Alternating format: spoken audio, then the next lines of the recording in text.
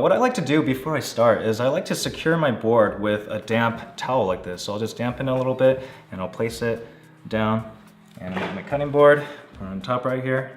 And what it does is it just keeps the whole cutting board stable so it doesn't move around too much with the friction. How do you grip a knife? Well, first I take it up kind of like a tennis racket, and what I like to do is I like to put my thumb a little bit forward, and so what happens is I'm kind of pinching this area here, and that just gives me a very secure grip, keeps me really nimble while I'm trying to make my cuts, okay?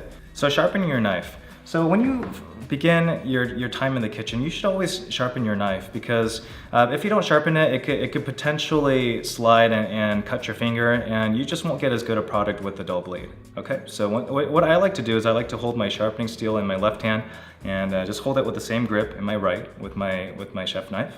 And I like to just go over and under and just keep a very constant angle while you do this. And once you gain a little bit more confidence, you can just go a little bit faster, okay?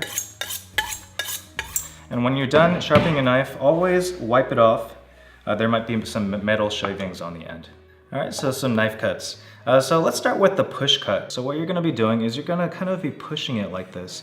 And what this does is it lets the blade, the knife do the work, but it's also using the weight of the blade to cut into the vegetable. And so you notice that I'm curling my left hand right here like this. My knuckle is gonna be my guide, so I know exactly where I'm cutting.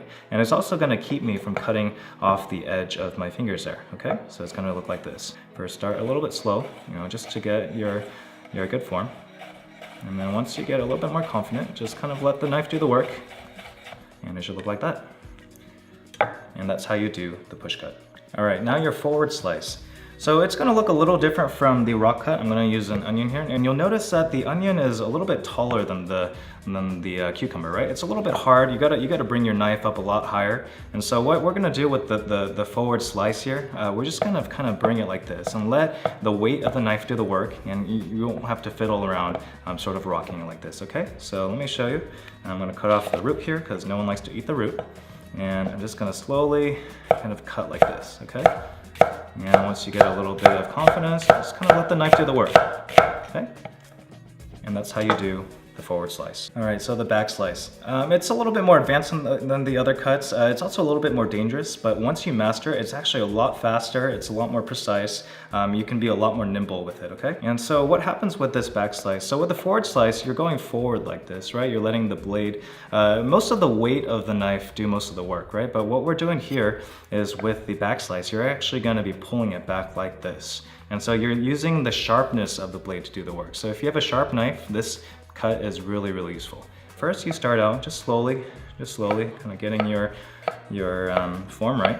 And then once you get a little bit more confidence, you go through it and you get some nice clean cuts, and that's how you do the back slice. So this is the last cut, the pull slice. It uses about 1.5 inches of the top of the knife. And what you're doing is you're just quickly going through the vegetable, hopefully while keeping all the other pieces together, okay? So let me show you a little bit of what that looks like.